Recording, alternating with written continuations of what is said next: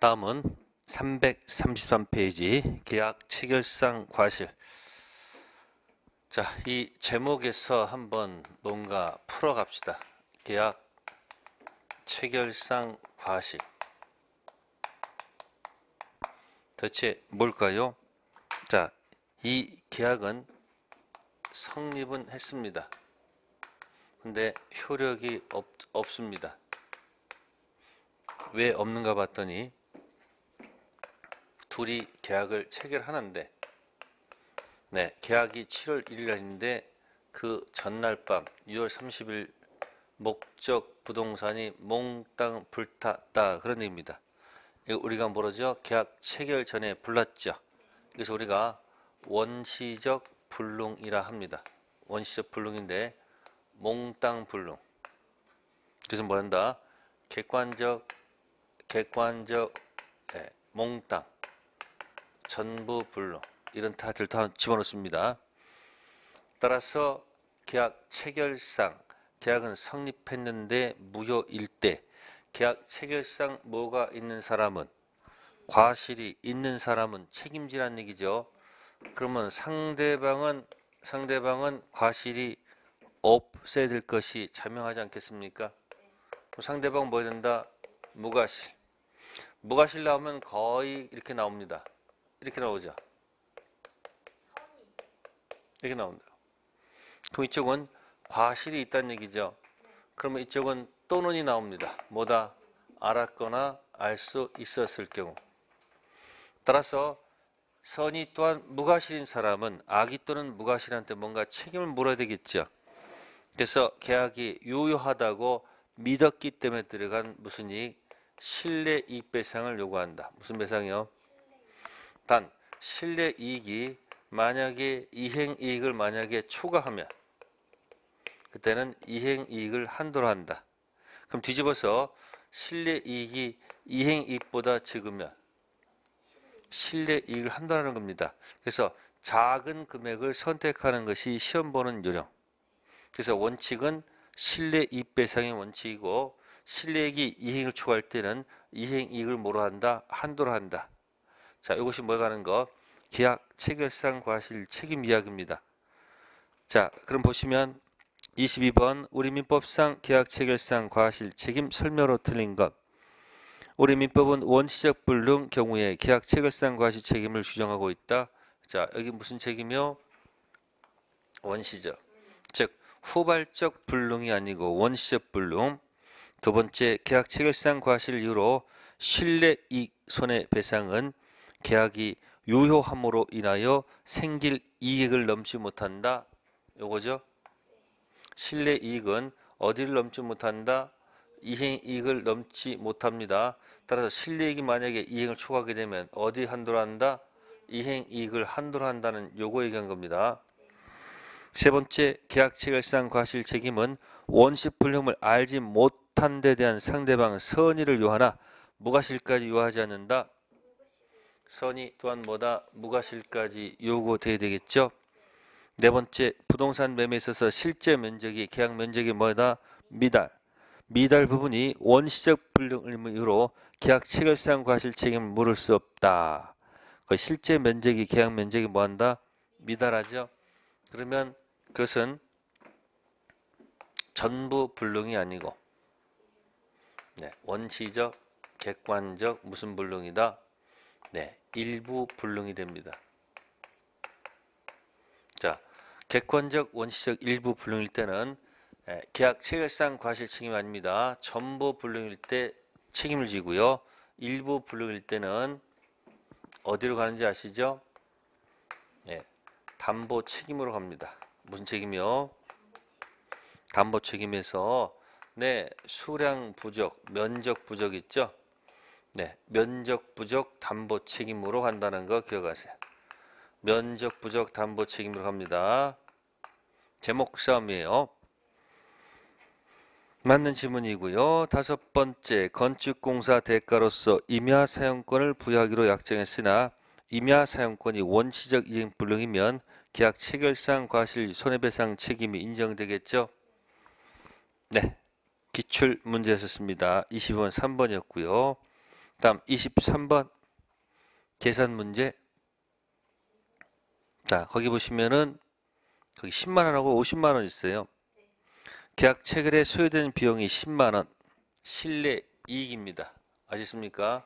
실내이익이 얼마? 10만 원.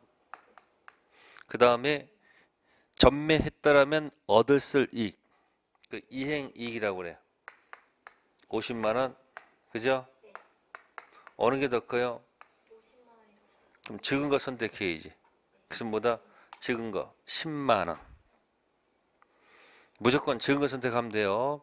어렵지 않을 것이고. 자, 24번에 4번 지문 보세요. 손해액은 실내액 예외로 이익을 뭐 하는 경우? 초과합니다. 그럼 방금 전에 실내액이 이행을 초과하면 뭘 가져야 돼? 이행 이익이죠. 그래서 22, 23, 24 계약 체결상 과실이었고요. 다음 25번 갑니다. 갑은 자기 소유 토지를 을에게 매도했다. 계약 체결 후 토지가 전부 다 뭐가 됐어요? 수용됐습니다. 그러면 계약 체결 후 수용됐을 때는 누구도 잘못이 없고, 계약 체결 후 그죠? 수용됐잖아요. 그럼 누구도 잘못 없고 을도 잘못이 없죠. 그죠? 이때 갑은 목적물 인도 채무자예요. 맞습니까? 이쪽은 무슨 자? 채권자. 서로 잘못이 없죠. 이때 쓰는 용어가 뭐예요? 채무자 잘못 없고 채권 잘못 없다. 그러면 대가 청구할 수가 없죠. 그죠? 이게 뭐죠? 위험 부담. 이 제목이 뭐예요? 채권자 위험 아니죠. 서로 잘못이 없으니까 대가 요구할 수 없잖아요. 그럼 누가 부담해야 돼요? 갑. 이게 뭐예요? 채무자 위험 부담주의. 누구요?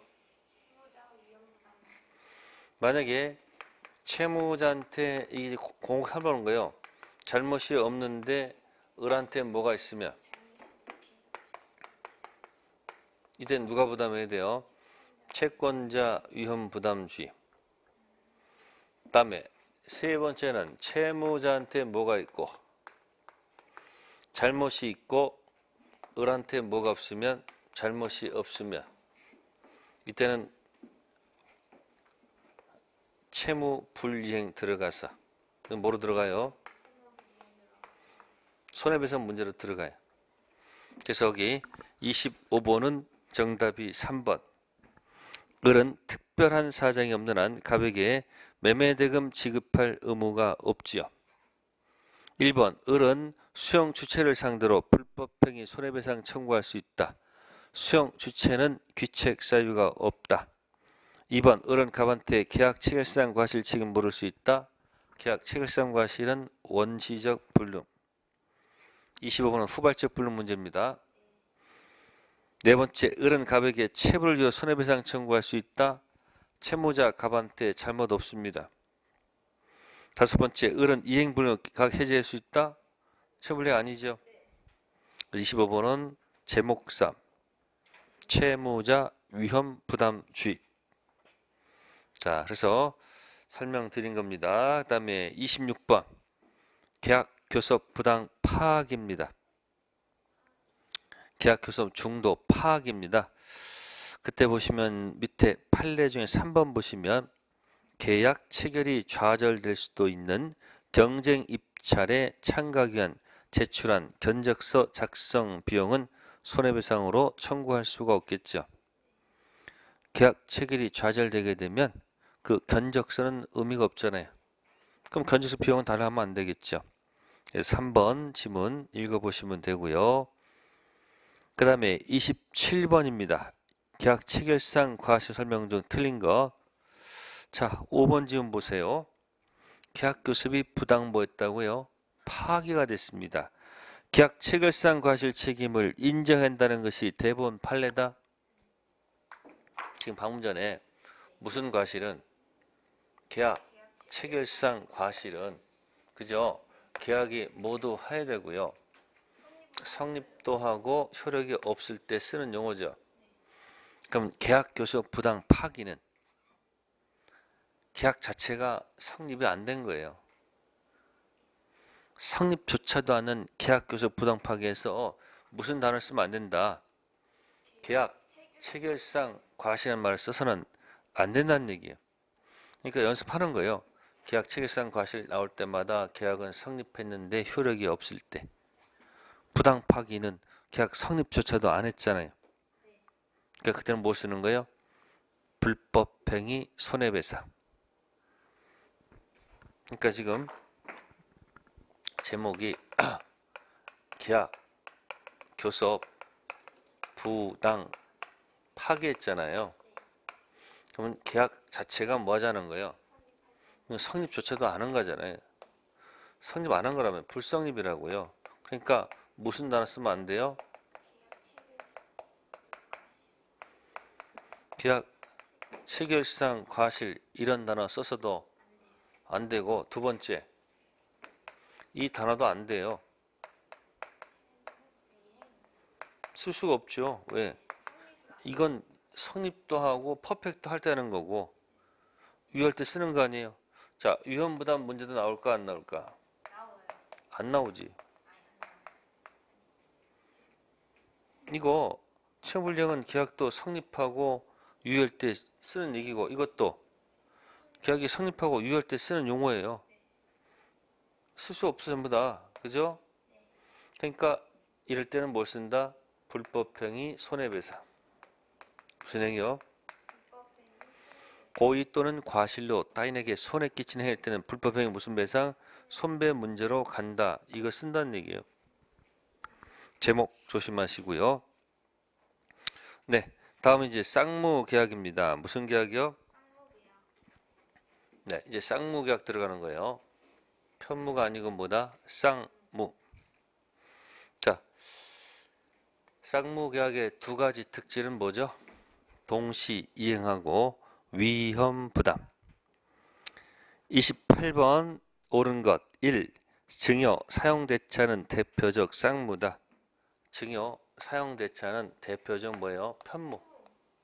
그럼 거기 증여하고 사용대차가 있으면 증여는 매매랑 비교가 되는 거고 사용대차는 임대차랑 비교가 되는 거죠. 그래서 1번 지문 틀렸고, 두 번째, 매매계약이 무효가 되면 서로 주고받은 것 다 원위치 시켜야 되겠죠. 동생관계 있지 않다? 당연히 동생관계 있다 해야지 맞죠. 세 번째, 위험부담 문제는 원칙적으로 무슨 계약? 쌍무계약의 문제. 맞는 이야기죠. 네 번째, 쌍무계약의 채권자가 상대방한테 채무이행을 청구하기 위해서는 자기 채무이행을 이행해야 된다. 이행할 필요는 없습니다.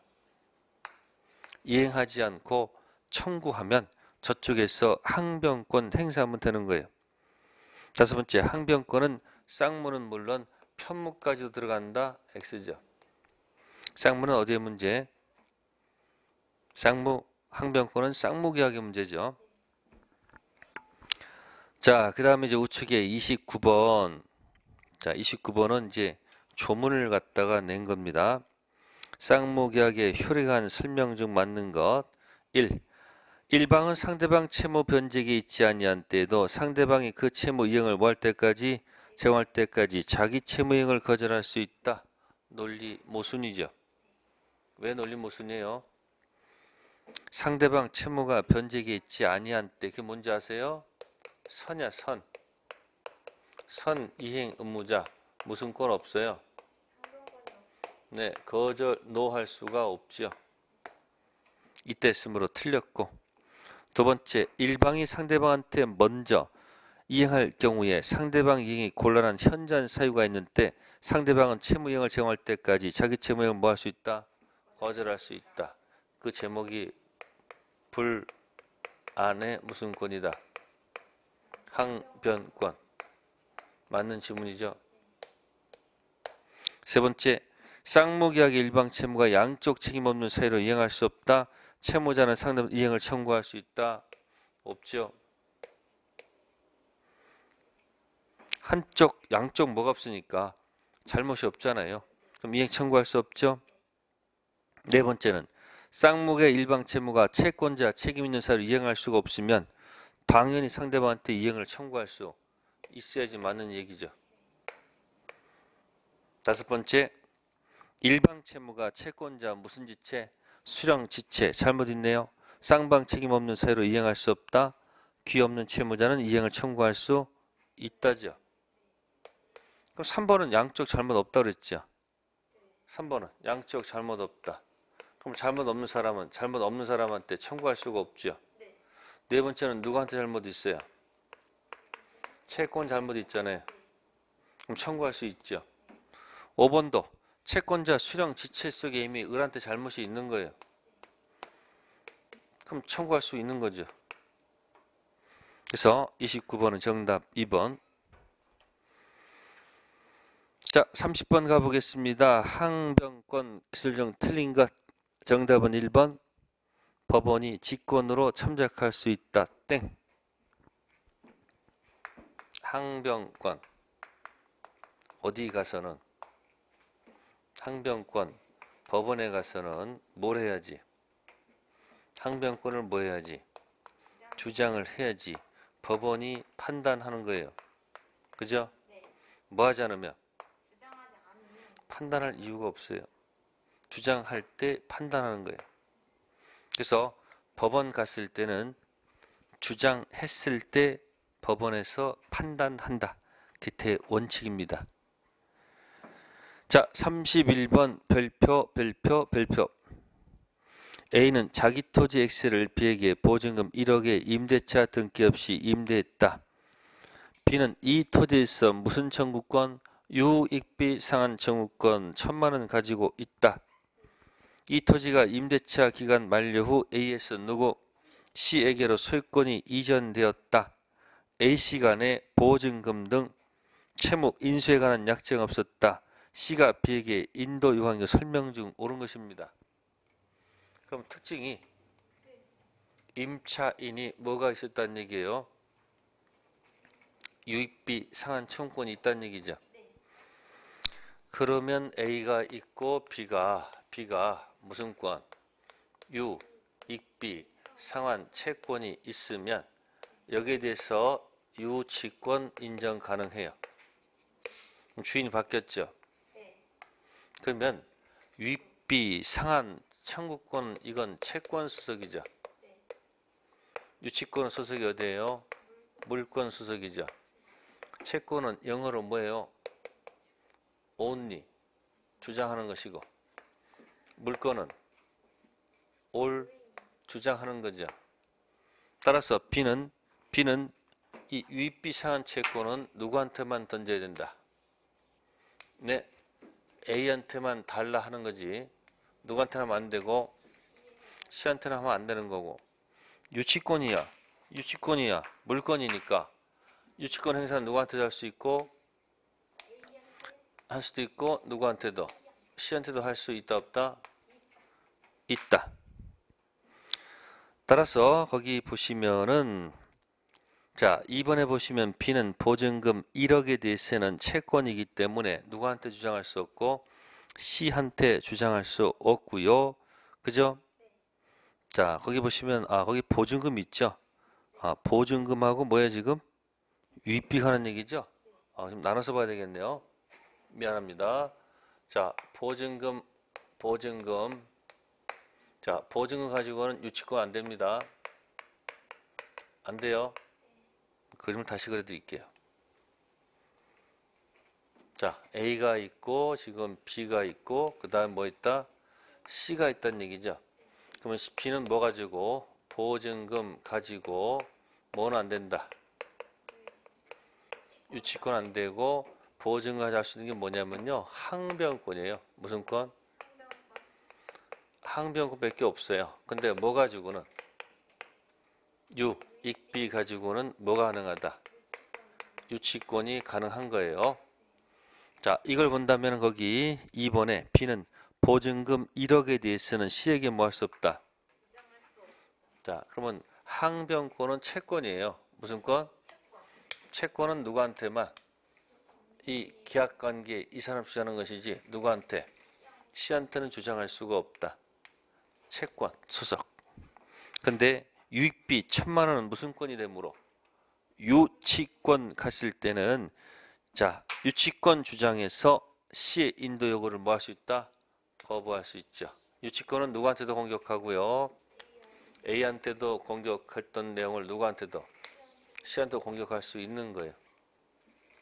그러니까 32번은 보증금 가지고는 유치권 안 되고 뭐고? 네. 항변권 문제가 되고요. 유익비 가지고는 유치권 된다는 그런 이야기입니다.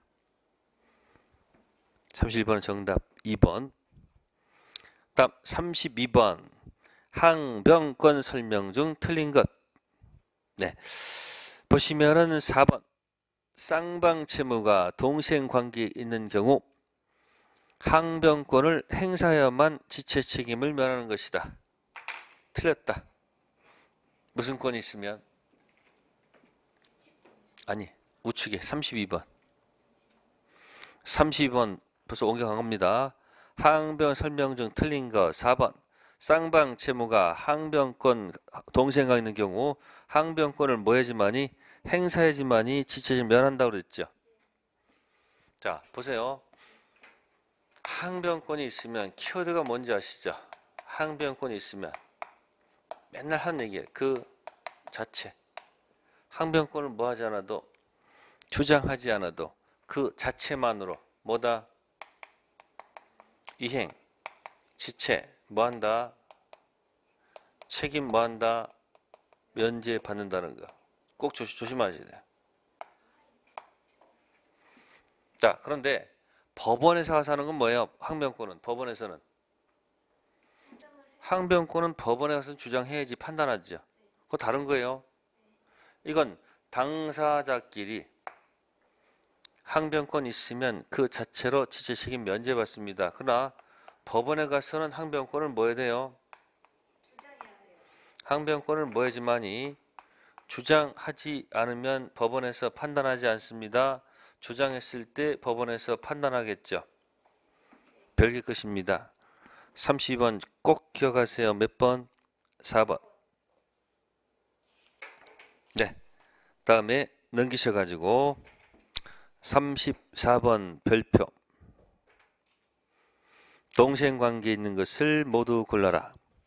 기억, 담보 목적 가등기 말소 의무와 피담보 채무의 변제 의무. 자, 담보란 말 나왔죠? 담보란 말 나오면요. 채권이 뭐가 되고요? 주. 담보는 종.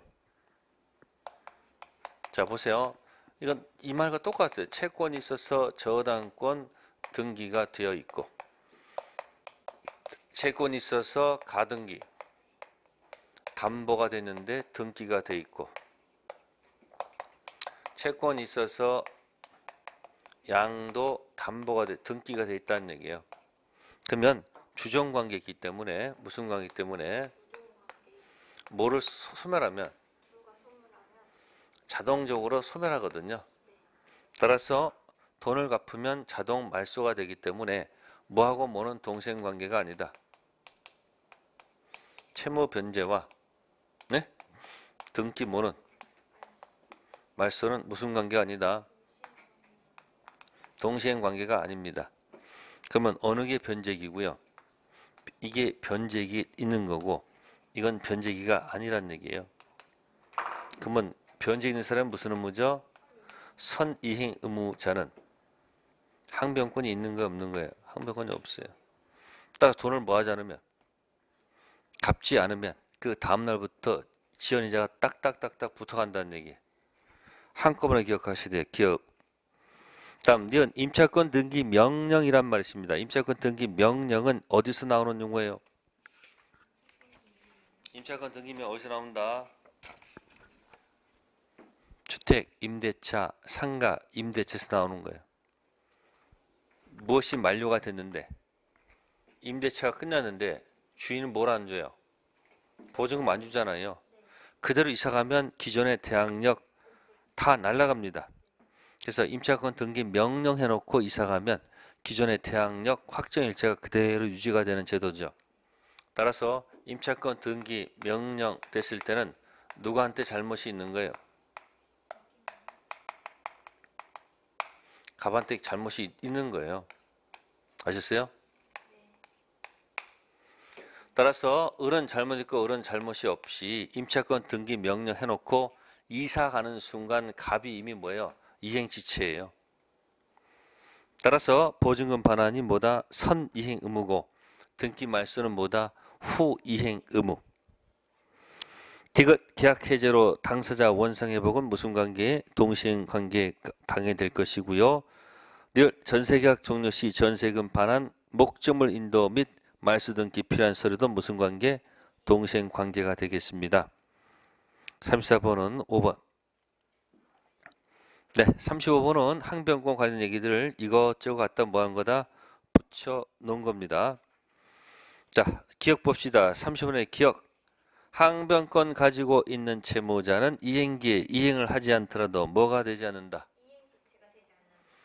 방금 전에 뭐 했었어요? 항변권 그 자체 이행체 책임 면제받는다고 그랬죠. 그럼 기억은 뭐야? 맞는 지문.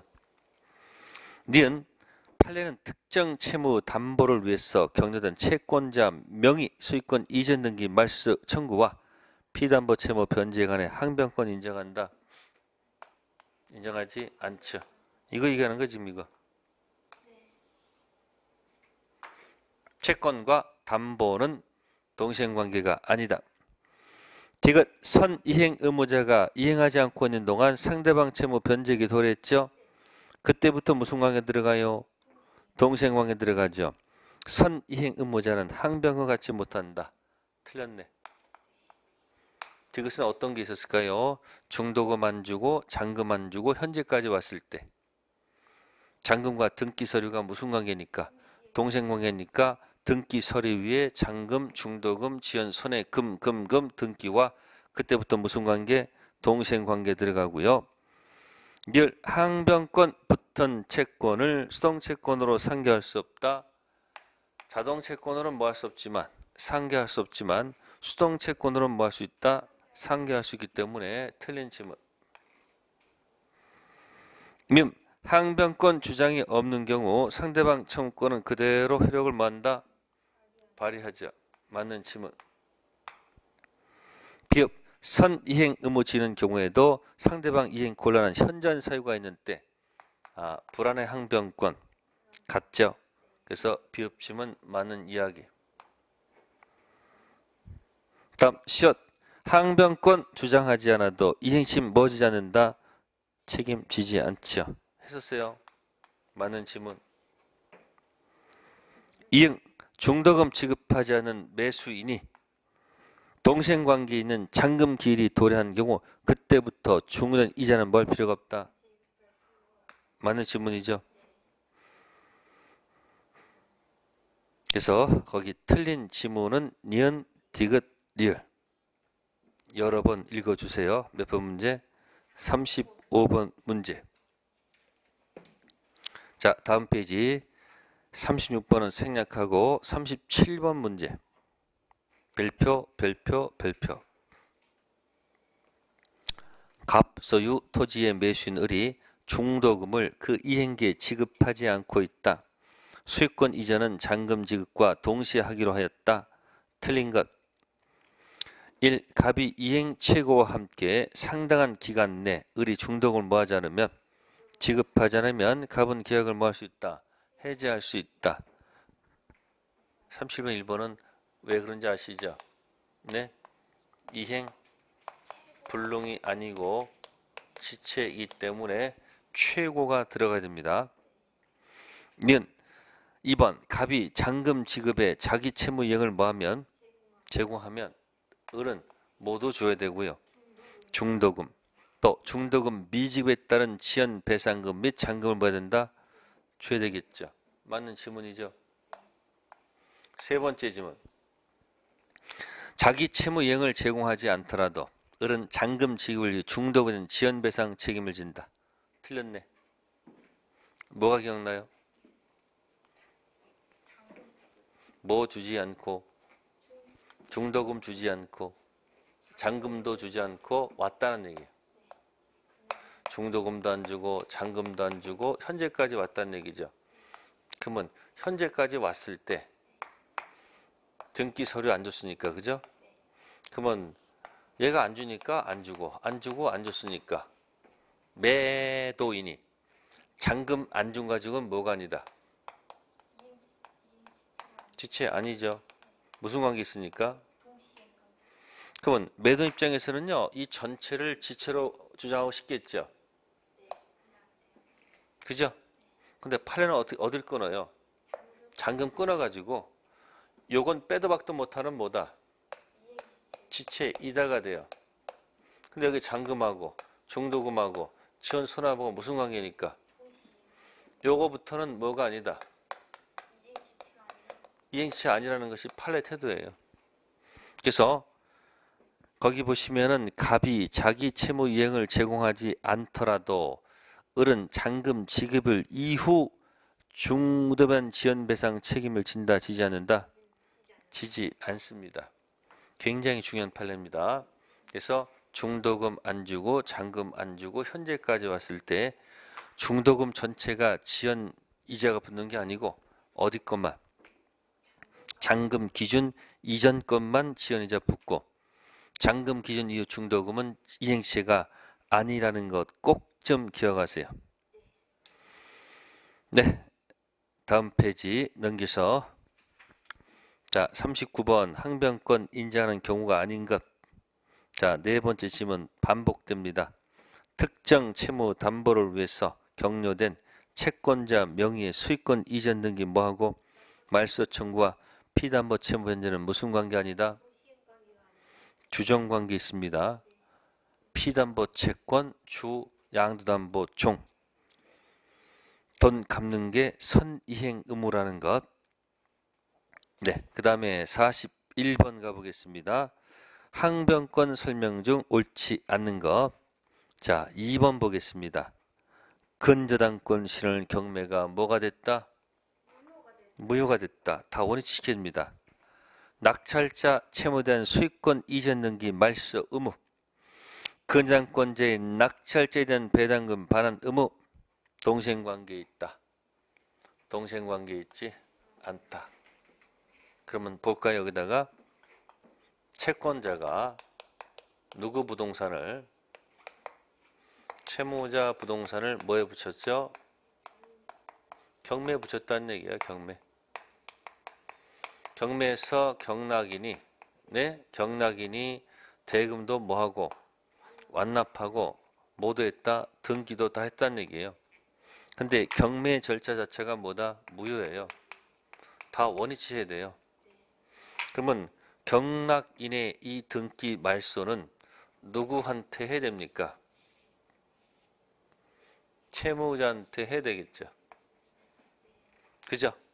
다음 배당 받아간 누구? 자, 배당 받아갔잖아요, 이 사람. 배당 받아갔잖아요. 배당 받은 누구는? 채권자는 돈을 누구한테 토해내야 돼요? 경락 토해내야 될 거 아니에요. 그럼 상대방이 같아야 달라요? 다르죠? 따라서 무슨 관계 아니다? 동시 이행 관계가 아니다라는 것이 판례 태도. 다시 한번 읽어볼게요. 근저당권 실현 경매가 무효가 됐다. 그러면 경락인 낙찰자 채무에 대한 수익권 이전 등기 말소 의무. 근저당권자 채권자 낙찰한 배당금 반환 의무. 상대방이 같아야 달라요? 달라요. 무슨 관계 아니다? 동생 관계가 아니다. 그런 얘기예요. 알겠습니까? 판례도 한번 기억하시면 되겠습니다. 네, 거기까지 하고요. 잠시 쉬었다가 위헌부담 하도록 하겠습니다.